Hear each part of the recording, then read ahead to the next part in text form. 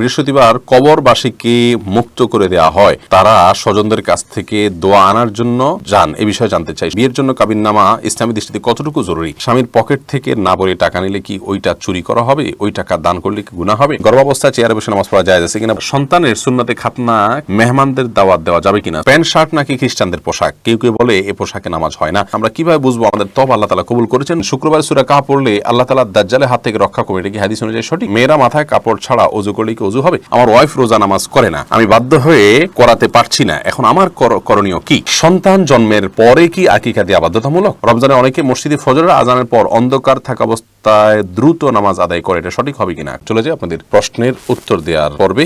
আমি শুরুতে যে প্রশ্নটি দেখতে পাচ্ছি, সোয়াইব শাকের, আপনি জানতে চেয়েছেন বিয়ের জন্য কাবিননামা ইসলামী দৃষ্টিতে কতটুকু জরুরি?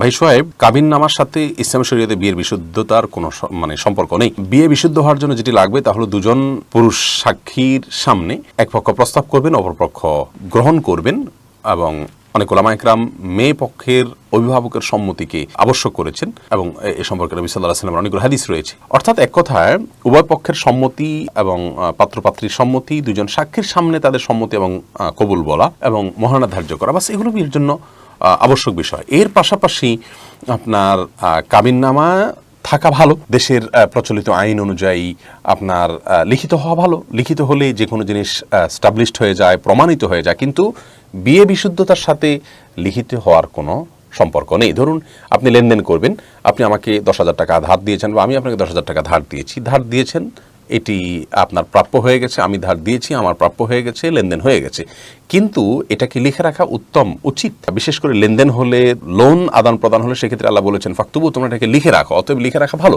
কিন্তু এর মানে এই নয় যে না লিখলে আমাদের এটা শুদ্ধ হলো না, এমন না। বিধায় কাবিননামার সাথে বিবাহ বিশুদ্ধ হওয়ার কোনো সম্পর্ক নেই। তবে অবশ্যই, আবারও বলছি, অবশ্যই কাবিননামা পূরণ করা উচিত, এ ব্যাপারে গাফিলতি করা উচিত নয়। কারণ হলো লিখিত থাকা এটা আমার জন্য অনেক ক্ষেত্রে প্রয়োজনীয় হবে, এবং বিশেষ করে দেশের বর্তমান যে প্রেক্ষাপট, বিয়ের নামে অনেক সময় দেখা যায় অনেক যুবক যুবতীরা কলেজ লাইফে, স্কুল লাইফে তামাশা বানিয়ে নেয় এটাকে, এবং দেখা যায় মেয়েরা ক্ষতিগ্রস্ত হয়, ছেলেরা ক্ষতিগ্রস্ত হয়, সাক্ষীদের খুঁজে পাওয়া যায় না, নানা রকম সমস্যা তৈরি হয়।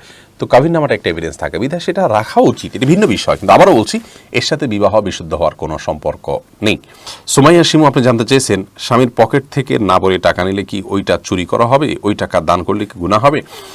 বোন সুমাইয়া, স্বামীর পকেট থেকে যদি আপনি টাকা নেন এবং স্বামী যদি জানেন, মৌনসম্মতি যেটাকে বলে, তিনি জানেন যে হ্যাঁ আপনি নেন, কিছু বলেন না, এরকম হলে আপনি নিতে পারেন, যেটুকু তার মৌনসম্মতি আছে এটুকু। আর যদি তার মৌনসম্মতি না থাকে, এটা মানে একেবারে নিয়মতান্ত্রিক যেটাকে চুরি বলা হয়, সেটাই যদি হয়, তাহলে সেটা আপনার জন্য জায়েজ হবে না। যদি তিনি আপনার ভরণ পোষণ এবং মৌলিক যে চাহিদা আপনার, বা আপনার অধিকার, চাহিদা না, আপনার যে অধিকার আছে সেটা তিনি আদায় করে থাকেন, তাহলে সেক্ষেত্রে আপনি তার পকেট থেকে আর টাকা নিতে পারবেন না, যদি তার সম্মতি না থাকে। আর যদি মৌলিক চাহিদা পূরণ না করে থাকে, তাহলে সেক্ষেত্রে আপনার মৌলিক চাহিদা পূরণের জন্য যেটুকু নেওয়া দরকার সেটুকু আপনি নিতে পারবেন, এর অতিরিক্ত অংশ আপনার জন্য নেওয়া জায়েজ হবে না। আজমিন নাহার জানতে চেয়েছেন গর্ভাবস্থায় চেয়ারে বসে নামাজ পড়া জায়েজ আছে কিনা? বোন আজমিন নাহার, যদি এরকম পরিস্থিতি হয় যে গর্ভাবস্থায় কোনো বোন এমন একটা পরিস্থিতি আছেন যে তিনি দাঁড়িয়ে নামাজ পড়লে রুকু সিজদা করা বা উঠা বসা করতে গেলে তিনি পড়ে যাওয়ার আশঙ্কা আছে, অনেক মা বোন গর্ভাবস্থায় এরকম দুর্বল হয়ে যান, এরকম লেভেলে চলে গেলে তিনি অবশ্যই রুকু সিজদায় যাওয়ার জায়গায় চেয়ারে বসে রুকু সিজদা করতে পারবেন। দাঁড়ানোর ক্ষমতা থাকলে দাঁড়ানো থেকে বসাটা স্বাভাবিকভাবে, চেয়ারে বসাটা স্বাভাবিক থাকলে তিনি দাঁড়িয়ে নামাজ শুরু করবেন, রুকুর সময় চেয়ারে বসে তারপরে ইশারা রুকু সিজদা করবে, এটি তার জন্য জায়েজ হবে। আর যদি এই লেভেলের সমস্যা না হয়, সামান্য একটু অসুবিধা হয়, সামান্য একটু কষ্ট হয়, তো সেই অজুহাতে তার জন্য এভাবে নামাজ পড়া সঠিক হবে না। প্রয়োজনে জোহর ফরজটা শুধু তিনি কষ্টে স্বাভাবিকভাবে পড়ে, বাকিটা তিনি চেয়ারে বসে বা যেভাবে খুশি সেভাবে পড়বেন, কোনো অসুবিধা নেই। মামুন আল হাসান বাঁধন জানতে চেয়েছেন সন্তানের সুন্নতে খাতনা কি মেহমানদের দাওয়াত দেওয়া যাবে কিনা? সুন্নতে খাতনা উপলক্ষে কোনো মেহমানদারির বা কোনো আনুষ্ঠানিকতার কোনো নির্দেশনা শরীয়তে আছে বলে আমার জানা নেই, যার কারণে এটিকে আমাদের দেশে এখন নিয়ম বানিয়ে ফেলা হয়েছে, সেটি করা উচিত নয়। হ্যাঁ, এমন হতে পারে যে বাচ্চার একটু কষ্ট হয়, সে উপলক্ষে তাকে সান্ত্বনা দেওয়ার জন্য নিজের নিকটাত্মীয়রা আসলেন, সেটি ভিন্ন বিষয়, ছোট্ট পরিসরে, কিন্তু আমাদের দেশে সিস্টেম বানিয়ে নেওয়া হয়েছে, যা উচিত নয়। আবু জাফর জানতে চেয়েছেন প্যান্ট শার্ট নাকি খ্রিস্টানদের পোশাক? কেউ কেউ বলে এ পোশাকে নামাজ হয় না, এ পোশাকে নামাজ নামাজ হয় না এটি সম্পূর্ণ ভিত্তিহীন কথা। প্যান্ট শার্টে নামাজ হবে না, কোরআন হাদিসের কোথাও এরকম কোনো কথা বলা হয়নি। আর এটাকে এখন আর খ্রিস্টানদের পোশাক বলার কোনো সুযোগ নেই, কারণ এটি খ্রিস্টানদের কোনো ধর্মীয় আদর্শ থেকে ধর্মীয় বিশ্বাসের বাহক হিসাবে এটি যে আছে এমন নয়। আর দ্বিতীয় হলো যে খ্রিস্টানদেরই একান্ত পোশাক, তারাই শুধু পরে এমনও আর নাই, যার কারণে এটি একজন মুসলিম হিসেবে পড়তে পারেন, কোনো অসুবিধা নেই। ফারজানা আফরিন লিলি আপনি জানতে চাইছেন আমরা কিভাবে বুঝবো আমাদের তওবা আল্লাহ তাআলা কবুল করেছেন। বোন, এটা বোঝা কঠিন আল্লাহ তাআলা কিভাবে আপনার আমার তওবা কবুল করেছেন। তবে আমাদের উচিত হবে সাধারণভাবে তওবা করার পর সে অপরাধটি যেন আমার দ্বারা সংগঠন না হয়। যদি আর অপরাধটি সংগঠন না হয় তাহলে সুধারণা আপনি করতে পারেন যে আল্লাহ তাআলা আপনার তওবা কবুল করেছেন। কিন্তু অপরাধ সংগঠন হয়ে গেলে আবার আপনি ধরে নেবেন যে না আগেরটার কোনো মূল্য নাই, এরকম না। তওবা করলেই আপনি সাথে সাথে আল্লাহর কাছে সওয়াব পাবেন এবং তায়েবদের কাতারে শামিল হবেন। তবে আপনার তওবাকে যত স্ট্রং করতে পারবেন তত সেটা উত্তম হবে। এবং তওবায়ে নাসুহা যেটাকে বলা হয় খাঁটি তওবা, যেটা করার পর আপনি আর সে অপরাধে যাননি, সেই তওবা হলো উত্তম তওবা। সেরকম হতে পারলে আপনি অনেক বেশি সুধারণা করতে পারেন যে আল্লাহ তাআলা আপনার তওবা কবুল করেছেন। কিন্তু এটার উপর নির্ভর করে আপনার মন খারাপ করা বা খুব বেশি আশাবাদী হয়ে আবার নিশ্চিন্ত হয়ে যাওয়া সেটাও উচিত নয়। সামিয়া মজুমদার জানতে চেয়েছেন শুক্রবার সূরা কাহফ পড়লে আল্লাহ তাআলা দাজ্জালের হাত থেকে রক্ষা করবে, এটা কি হাদিস অনুযায়ী সঠিক? শুক্রবার সূরা কাহফ পড়লে কিয়ামতের দিন সেটা আমাদের জন্য নূর বা আলোর ভূমিকা দিবে, যেমনটি হাদিসে বর্ণিত হয়েছে। তবে সূরা কাহফের প্রথম যে 10টি আয়াত আছে এগুলো দাজ্জালের ফিতনা থেকে রক্ষা করার জন্য সহায়ক হয়। এগুলো মুখস্থ করা এবং বিশেষ করে পাঠ করা। সূরা কাহফটাও মৌলিকভাবে আপনি তেলাওয়াত করলেন এবং এটাকে অনুধাবন করলেন, উপলব্ধি করার চেষ্টা করলেন, এটিও দাজ্জালের ফিতনা থেকে মুক্তির জন্য মানে মাধ্যম। সাকিবুল হাসান জানতে চেয়েছেন মেয়েরা মাথায় কাপড় ছাড়া অজু করলে কি অজু হবে?